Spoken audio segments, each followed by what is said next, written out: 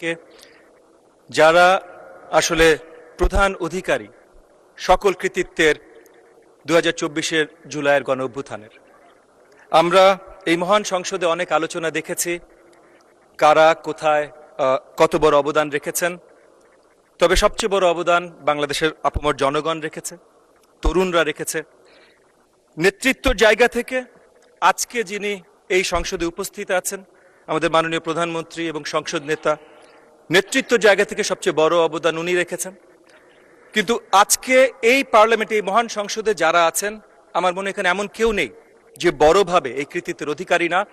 আগামী দিনগুলোতে মাননীয় স্পিকার, আপনার মাধ্যমে আমি সবার প্রতি আবেদন জানাতে চাই যে জুলাই গণ অভ্যুত্থান, গণতন্ত্রকে ভালোবাসা, এই ধরনের আলোচনা যখন হয় তখন যেন সবাইকেই ক্রেডিট দিয়ে এই আলোচনাগুলো হয়। এই আলোচনাগুলো এই জায়গাটার অধিকারী বা এই ক্রেডিটের অধিকারী এককভাবে কেউ না, আমরা সকলে।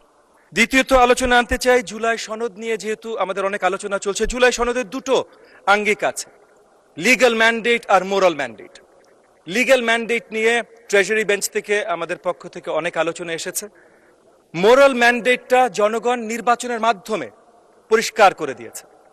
সো নির্বাচনের মাধ্যমে যেহেতু পরিষ্কার হয়েছে, আমি আপনার মাধ্যমে আবেদন জানাবো আমাদের অপোজিশন বেঞ্চের প্রতি, মোরাল ম্যান্ডেটটা যেখানে গেছে ওনারাও যেন সেইভাবে সেই মোরাল ম্যান্ডেটটাকে সম্মানিত করেন এবং ট্রেজারি বেঞ্চের যে দায়িত্ব জনগণের প্রতি আছে, এই মোরাল ম্যান্ডেট যেভাবে জনগণ আমাদেরকে দিয়েছে সেইটা যেন ওনারা সঠিকভাবে সম্মান জানান। আমাদের আসলে ধন্যবাদ জানানোর অনেক কিছু আছে।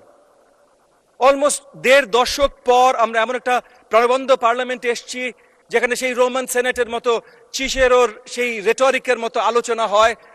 তরুণ বিজ্ঞ সকল আলোচক এবং সকল জনপ্রতিনিধি বেঞ্চের ওই সাইডেও আছে, বেঞ্চের এই সাইডেও আছেন, সকলকে সাধুবাদ জানাই। আসলে এই দেশ জাতি 1.5 দশক ধরে বঞ্চিত হয়েছে এই ধরনের আলোচনা থেকে। এরকম রেটরিক যেমন দরকার, আবার একটা জিনিস বারবার ভুলে গেলে চলবে না। আমাদের মাননীয় প্রধানমন্ত্রী, সংসদ নেতা যেটা আমাদেরকে বলেছেন, জানিয়েছেন, শিখিয়েছেন এবং আগামী দিনগুলোতে আমরা কন্টিনিউয়াস প্র্যাকটিস করছি এবং করব, সবার আগে বাংলাদেশ। সবার আগে বাংলাদেশ যদি হয়, আমাদের ইউনাইটেড থাকাটা গুরুত্বপূর্ণ। চিচেরো যেমন ছিলেন বিশ্ববিখ্যাত 2000 বছর আগের হলেও সেনেটর, তেমন 200 বছর আগে এডমন্ড বার্ক ছিলেন একজন অত্যন্ত পপুলার পার্লামেন্টেরিয়ান। ওনার একটা কথা ছিল, parliament is the deliberative assembly of one nation with one interest। মানে আমরা সবাই একত্রিত, আমরা সবাই একে অপরের বিরোধী না, একে অপরের বিরোধী না। সুন্দর বাংলাদেশ গড়তে হলে সেভাবেই গড়তে হবে এবং সেই জায়গা থেকে আজকে আবারও কয়েকবার রিপিট করছি, কিন্তু আমাদের সংসদ নেতার নেতৃত্বে সবচেয়ে বড়ভাবে আমরা অনেক কিছু করেছি। আমি 30-40টা লিস্ট দিতে পারবো। এখানে মাননীয় ট্রেজারি বেঞ্চের আরো মেম্বাররা এরকম অনেক লিস্ট দিয়েছেন বা অনেক জনপ্রতিনিধি মহোদয় অনেক লিস্ট দিয়েছেন। বাট বড় দাগে দুটো জিনিস নিয়ে কথা বলি মাননীয় স্পিকার। এক হলো 2 দশক পর এই নেতৃত্বে আমরা একটা পার্লামেন্ট পেয়েছি, একটা নির্বাচন পেয়েছি। এটার জন্য এবং এই পার্লামেন্টের আসার মাধ্যমে আমরা ডেমোক্রেটিক প্র্যাকটিস শুরু করেছি। এটার জন্য আসলেই একটা ধন্যবাদ প্রয়োজন আমাদের মাননীয় সংসদ নেতা এবং আমাদের মাননীয় প্রধানমন্ত্রীকে।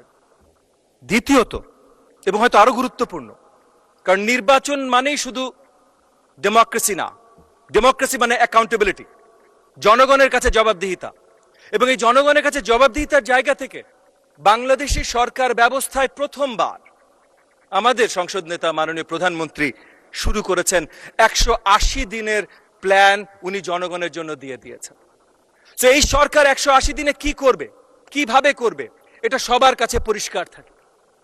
জবাবদিহিতার এর থেকে বড় কোনো উদাহরণ অন্য কোনো দেশেও যদি বিরোধী দলীয় বেঞ্চ থেকে আমাকে জানাতে পারেন, আমি তাদেরকে স্যালুট জানাবো।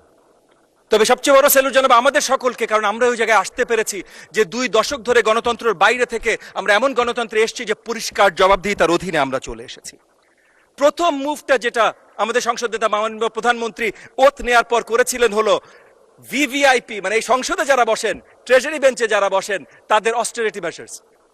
জমি পাওয়া যাবে না, গাড়ি পাওয়া যাবে না, আপনি গাড়ি ইম্পোর্ট করতে পারবেন না ট্যাক্স ফ্রি।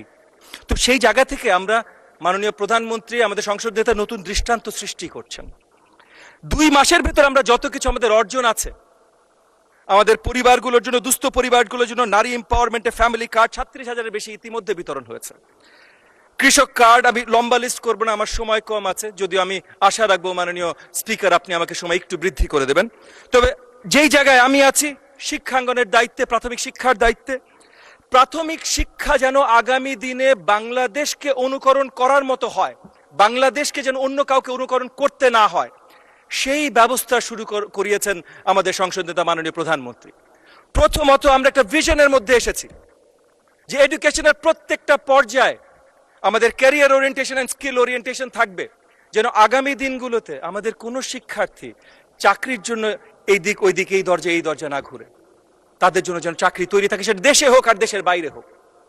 প্রাথমিক বিদ্যার জন্য লার্নিং উইথ প্লে, এটা বাস্তবায়ন করতে যাচ্ছি আমরা, যেন আমাদের বাচ্চারা, শিশুরা 4 to 10, 4 থেকে 10 বয়সী শিশুরা, তারা যেন খেলতে খেলতে, গল্প বলা, গল্প শোনার মাধ্যমে তারা শিক্ষা গ্রহণ করতে পারে, এবং তারা যেন ক্লাসরুমে আসে, এই আশাটা যেন আমরা নিশ্চিত করতে পারি এই 2 কোটি 4 to 10 শিক্ষার্থীদের।